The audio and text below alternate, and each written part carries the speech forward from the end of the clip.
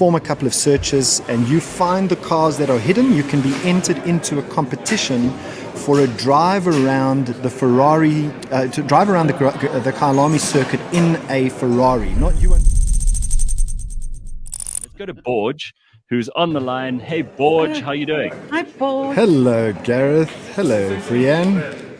What's going on there? Where are you? I'm at the Festival of Motoring at the AutoTrader stand. Nice. Look at you. And it's already busy at this time of the morning. Very busy. I think it's going to be packed here today. Absolutely packed. You can hear me okay because it's very noisy. Oh, no, your sound. I was just about to say your sound is fantastic. So even though there's a lot of background ambience, we've got good sound from Borge this morning. And Leanne and I are both very happy to see you. So what do you got for us for this Friday, Borge?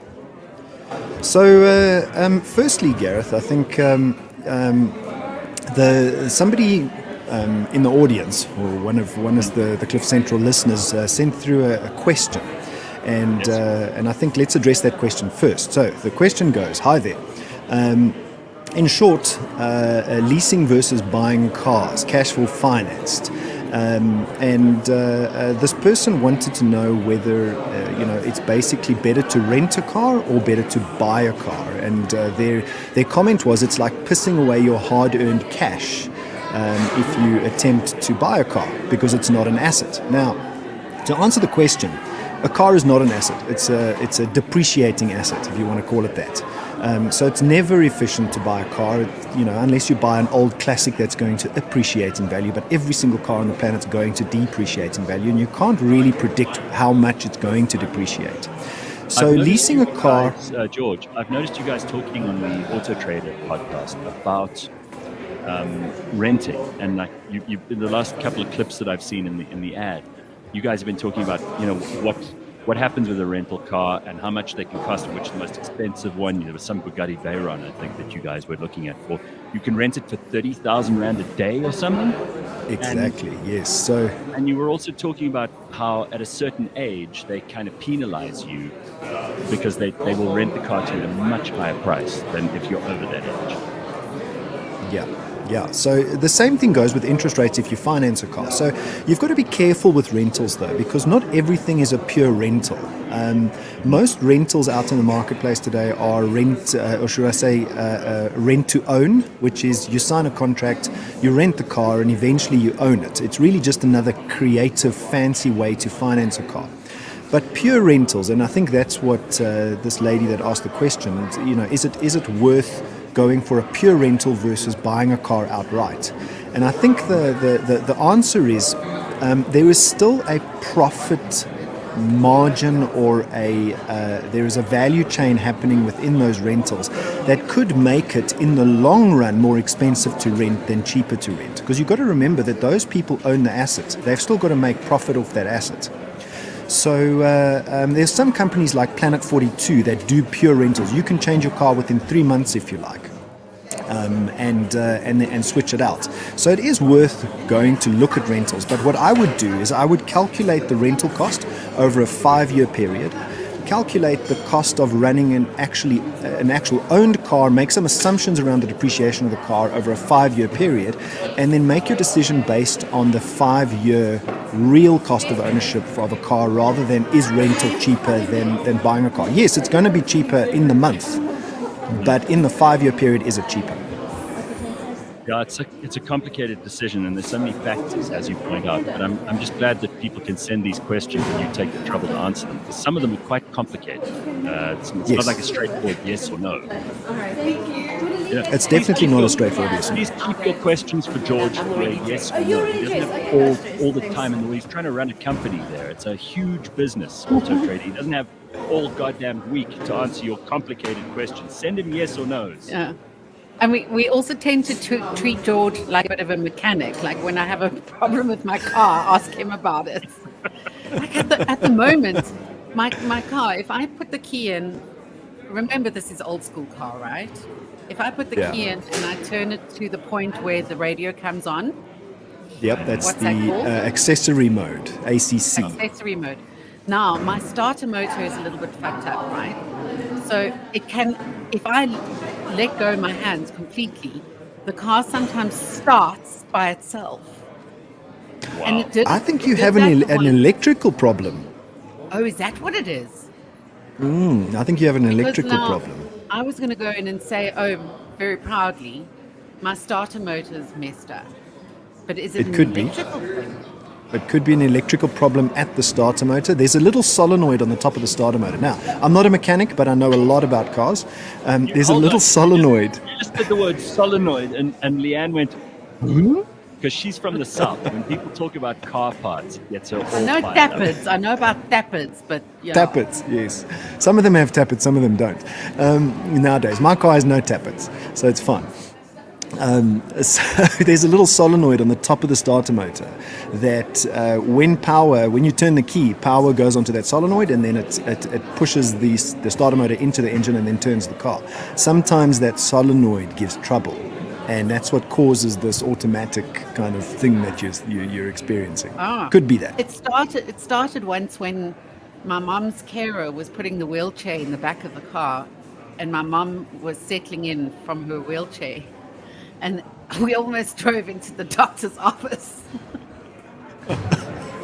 because the car just started by itself. And it was in gear. I think you need to have that looked at, Leanne, you know? And I'm Yeah. not talking about the car, I'm talking about your head at the doctor. All right, what else have you got for us, George? So here's a question. Have you ever locked your keys inside your car? And if the answer to that is yes, some people have on YouTube, you can go and Google this if you want, think that you can open your car with a half a tennis ball. I don't know if you've ever seen this trick on YouTube. Yeah, does it They work? put the No. So I'm here to debunk the myth. We've done a lot of searching, and we can't find any proper evidence. A lot of these videos are very grainy. You can't really see what's going on. They put the tennis ball over the keyhole of the car, and they smack it, and the car's locks pop open. We think that this is a myth. It doesn't really happen with half a tennis ball. So is it true?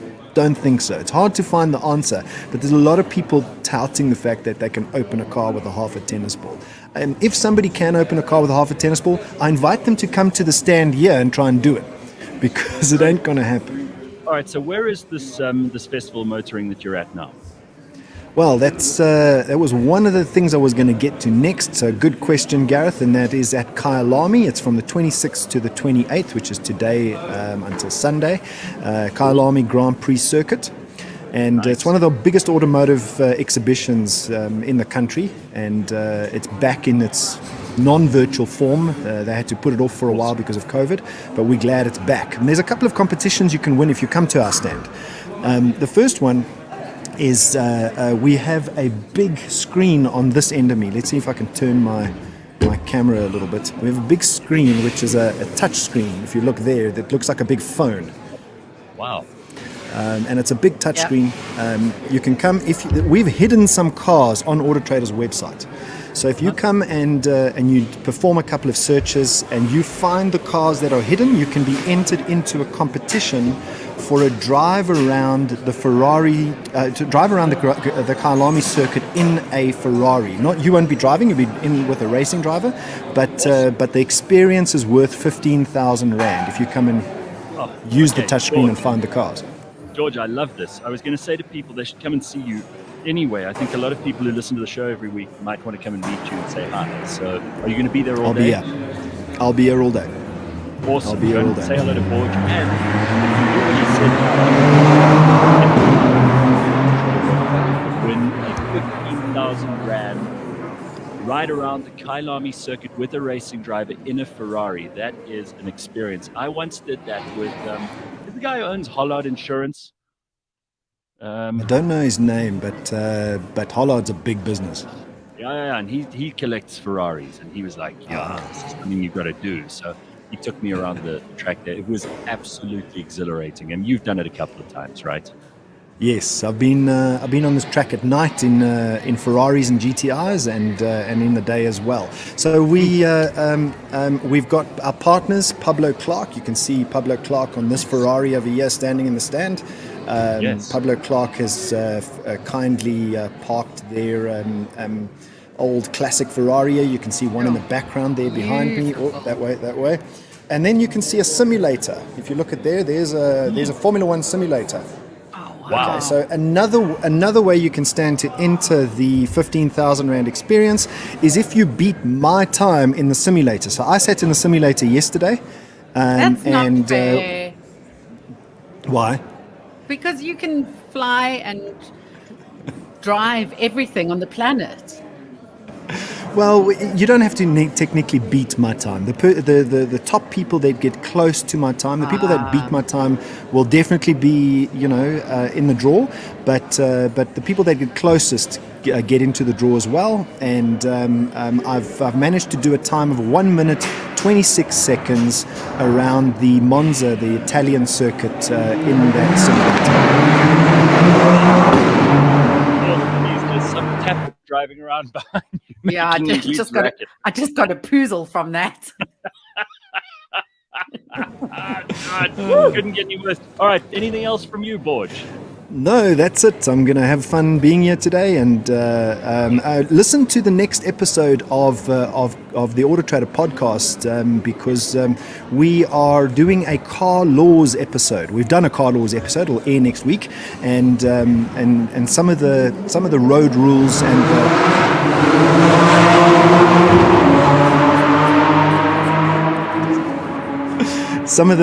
and we unpack some of the car laws around the world, including driving on the autobahn and why the speed limits are unlimited.